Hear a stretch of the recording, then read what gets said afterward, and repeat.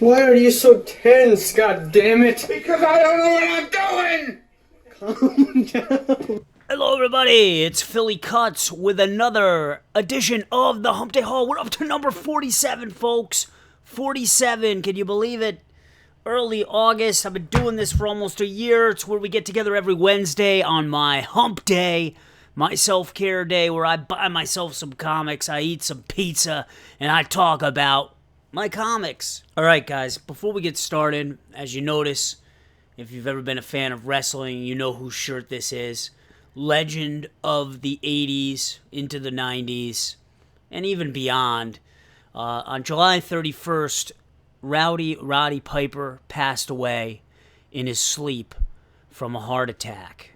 And we have lost a true legend from the WWE, back to the WWF era, back to when they even called it that.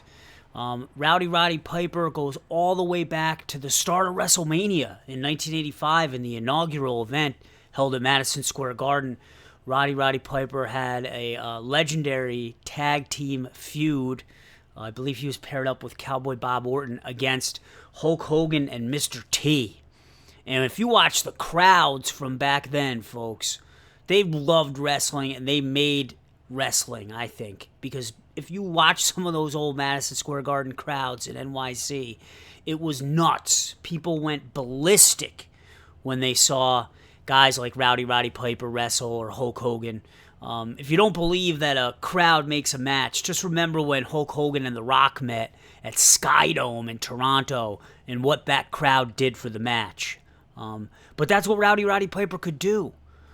He could electrify a crowd. And I just remember in the early days of wrestling, when I first started watching it when I was a little kid, Roddy Piper was always one of my favorite wrestlers, and I certainly hold him to be one of the greatest guys on the mic, one of the greatest heels of all time. Just tremendous talent. I'll never forget all the feuds with Mr. T. WrestleMania 2, we had that classic boxing match. And then in WrestleMania 3, when he had the hair-cutting match against Adrian Adonis, which was like, I guess, his first of many retirement matches. And you can't ever forget all the help that he gave Bret the Hitman Hart getting started, I believe, back in WrestleMania 8.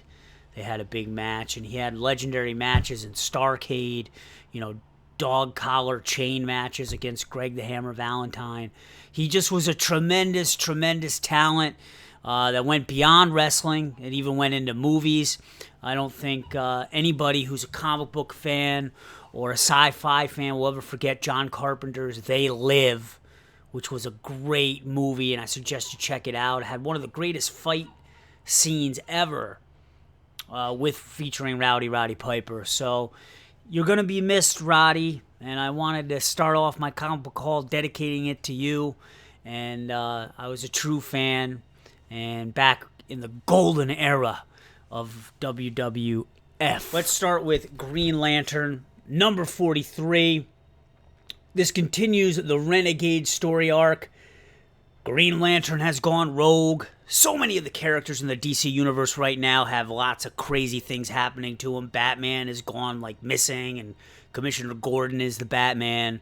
Superman has lost all his powers, except for his strength. He can't fly anymore. But anyway, that's another story.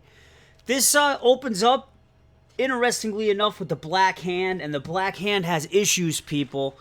He's one of the Black Lanterns. He has a reverse Midas effect, where everything that he touches turns to stone. Usually, whatever he touches will turn into a zombie and will be under his command, but no more. And that's caused him a lot of distress. Hal Jordan wants to find out what has happened to the rest of his Green Lantern brethren, because as you know, the Green Lanterns have been transported to another universe or another dimension, another time, and Hal Jordan is the only one who's left in this universe. He needs to find some answers, and lo and behold, he has to build himself a disguise.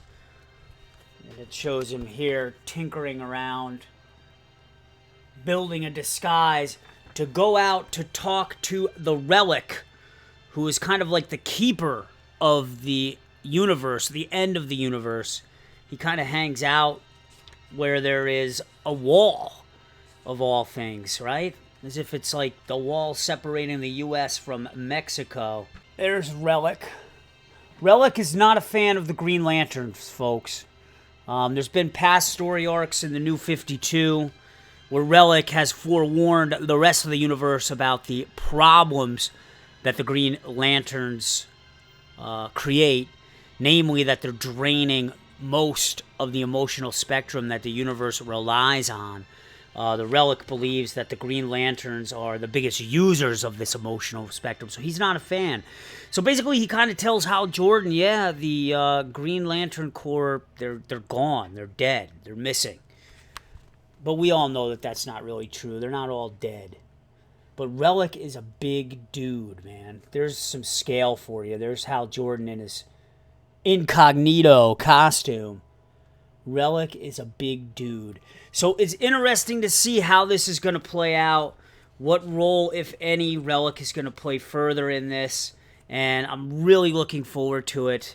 And we'll have to see how it goes. You have a guest artist in this, Van Shiver, or Shiver. I think he's done some work before on the Green Lantern. And Robert Venditti is writing. So check it out. This is the 3rd issue in the Renegade story arc. Number 43, Green Lantern. Okay, last week I was looking for this crossover being billed as the great crossover event of 2015, Star Trek and Green Lantern. I guess IDW got the licensing rights to this crossover. And it basically kind of plays out more like a Star Trek issue. It features the new J.J. Abrams Star Trek characters, as you can see. There's Chris Pine and Zachary Quinto. I think I said his name right. And then the guy that plays Sulu, who looks like Harold and Kumar, goes to White Castle Sulu, not the famous George Takei. Anyway, this kind of opens, we have Ganthet, who's everyone's favorite Guardian in the Green Lantern universe. He's being chased by a bunch of rings, all the rings of the emotional spectrum. And there's black boxes in the dialogue, you know, kind of taunting Ganthet, which makes me think, is this some sort of Black Lantern? Is this the Black Hand that is really messing with Ganthet? Ganthet is on Mogo, and we believe that Ganthet is about to be on death's door, and he kind of pulls a fast one on whoever is chasing him and says, I'm going to fly far away from here, far away from you, and preserve life, and boom, he disappears. But we later find Ganthet discovered by the Star Trek crew in some rough-looking shape, man. He looks dead. He looks like a corpse. They not only find that, but they find all the rings along with him.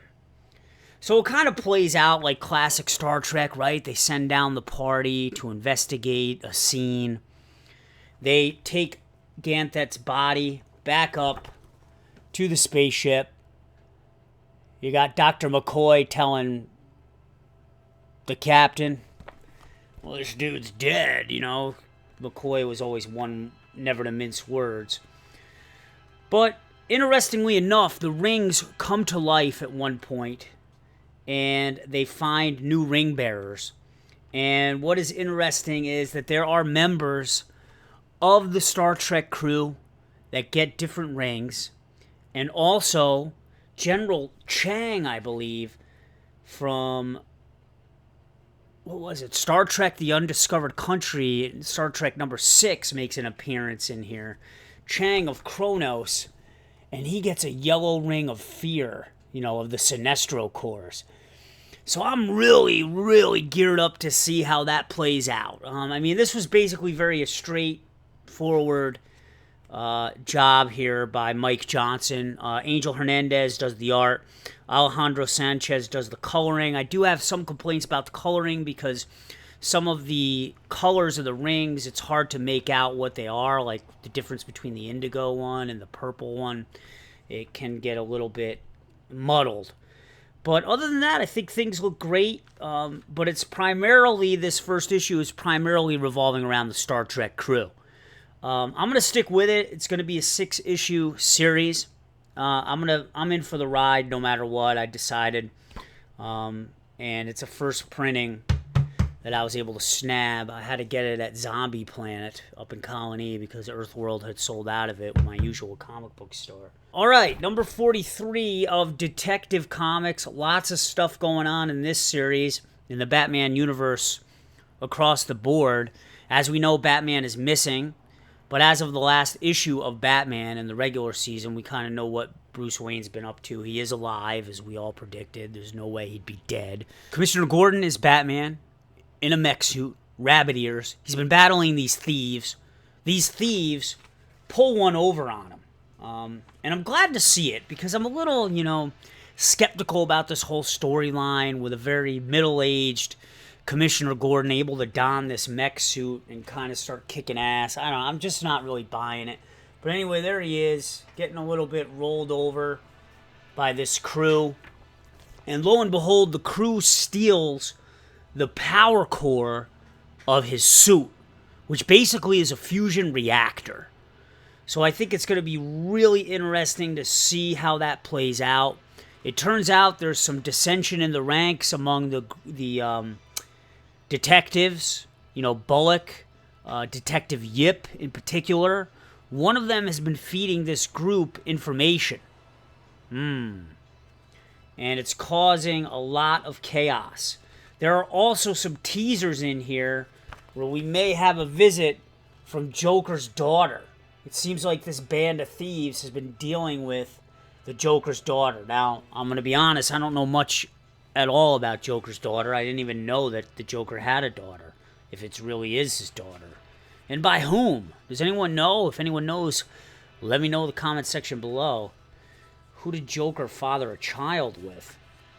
But I enjoy Detective Comics. Out of all the Batman series, I would have to say that Detective Comics is my favorite one. I find it to be, the most raw, the grittiest, and I, attribute that mainly to the writing of Brian Bucatello, who's also doing the Image Comics, oh my god, what is it, Sons of the Devil, I think, which is very, very good series. But it's definitely the one I enjoy the most. It's just like I said, I don't know how much I'm really buying this whole Commissioner Gordon as the Batman in a mech suit. I mean, it's an interesting, respite from the normal Batman fare, but I don't know. I figure we'll have to probably put up with this for 2 or 3 more issues, hopefully, before the regular Batman is back. On to Tom King and the Omega Men. This series is going to last for about a year. They're already up to issue number 3, and there's a lot of excitement in this issue. The Omega Men, who are kind of a gray group, meaning, are they terrorists? Are they freedom fighters? What's their deal?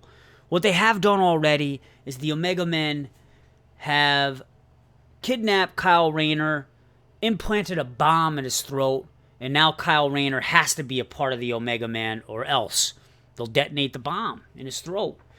They go on to the planet, what is it? Euphorix, to kidnap Princess Callista. And she's no pushover, and she's pretty hardcore herself. In the opening sequence, they show her doing mock sword battle or sword practice with a slave, and she ends up cutting this slave into a million pieces. And there's some great fighting sequences between her and the Omega Men, and let me say, she puts up quite a fight. She does get subdued by the Omega Men, and they throw her in a cell with none other than Kyle Rayner, the White Lantern, who is pretty much stripped of all his powers right now. I'm not sure what they did with his ring. I don't quite remember. But I'm really enjoying this series. I can't wait to see how it plays out. I can't wait to see Kyle Rayner get unleashed, because I really feel like they're holding a lot of things back. But it's very, very interesting. It's kind of like a ragtag crew of characters. And I'm enjoying it so far. And it's kind of like a sleeper hit. The overlays are very simple. They're usually in this 9-box format. It's pretty straightforward, pretty dialogue-laden, but I'm enjoying it nonetheless. and it's really been the surprise book for me since, post-Convergence DC. All right, guys, on to Marvel Comics. This is the only one I got this week. We got Darth Vader, Jesus, number 8 already. Number 8, this deals with Dr. Aphra, and it takes off right where it left off. Dr. Aphra has assembled a group of bounty hunters, and she works towards stealing a Star Destroyer, of all things. Darth Vader needs a Star Destroyer. Darth Vader's kind of playing his hand. He's in the shithouse with the Emperor after, the destruction of the Death Star, and then the destruction of a munitions center on this moon that he was in charge of protecting, and that got ruined. He is on the Emperor's shit list. So he's kind of been assembling his own little army, his own crew. He has some droids, D3, and I forget what the other name was, but it's kind of like a dark C-3PO and R2-D2, and they're trained as assassins. They're trained as killers, and they enjoy it. They're sadistic fucks. They love it. Darth Vader, on the other hand, it's a little confusing, because if you're a fan of the movies, you know that Darth Vader has always been a loyal subject to the Emperor, right? He's always given him his undivided loyalty. And in this, it's interesting to see Darth Vader kind of, playing his cards, playing his hands against the Emperor in a way, I guess, to protect himself. But, and this is kind of cheesy, so because of all the things that have been happening and that this Star Destroyer gets stolen, I guess the Emperor calls in an inspector, and his name is Inspector Tanith, and the dude straight up looks like Sherlock Holmes, people. Look at him. He has a freaking monocle.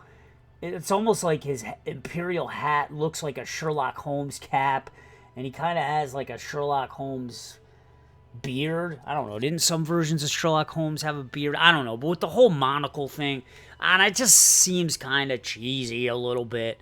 I mean, I'm enjoying the series so far. I think that the writer of the series, Kieran Gillen, has done an excellent job. Salvador LaRocca, the artist, has done a tremendous, tremendous job.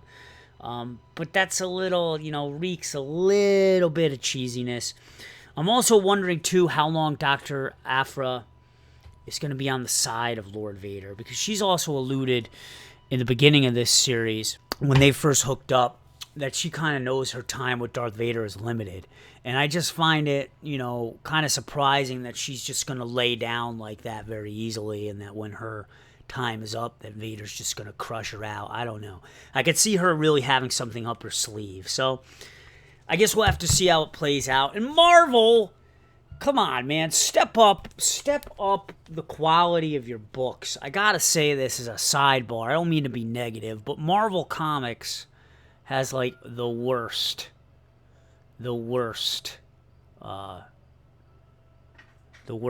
quality of all the books. All right. Anyway. Okay, Outcast number 11.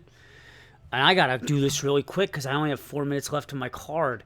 Outcast number 11, Kyle Barnes and the Reverend. The work continues right where it left off in the last issue. The Reverend has a surprise confrontation with the mysterious Man in Black, who I think is like Satan himself. So it'll be really interesting to see how that plays out in the future. I guess we'll have to see, folks. Lord Baltimore, issue number 4 of 5, the penultimate Mike Mignola issue. This basically explores Lord Baltimore and his ragtag crew that's taken on the Cult of the Red King. In this, we learn the origins of the Cult of the Red King, but more importantly, we learn that Lord Baltimore is learning that he can't fight all these vampires and these cults on his own, that he does need a little bit of help from his friends. And that's what kind of really makes the character grow in this series. And I really can't wait to see how the rest of this issue turns out. You got the artwork of Peter Berting, the coloring of Dave Stewart, classic Mike Mignola stuff. It's pretty much, cult peanut butter and jelly sandwich of the Mignola universe. And finally, from Black Mask, great quality of the books, by the way. We got God Killer, number 7. In this, we have lots of zombies. We always love zombies, as you can see them in the cover.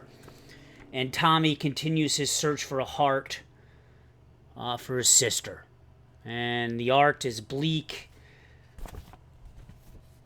and very autumnal colors, fiery colors, very dark, alchemy, prostitutes. Lots of crazy stuff going on in this. But check it out if that's your thing. All right, guys. Sorry I had to rush this one. I got 1 minute left on my camera. It looks like I made it. Let me know what you got in the haul. Your haul for the week. Thanks for watching. I'm Philly Kuts. Peace. Another one in the books. All right, guys. Have a good day. Am I clear? You fuck! God damn it! Dad, you're not clear. Dad, you're gonna get in an accident. You can't stop here. Come on!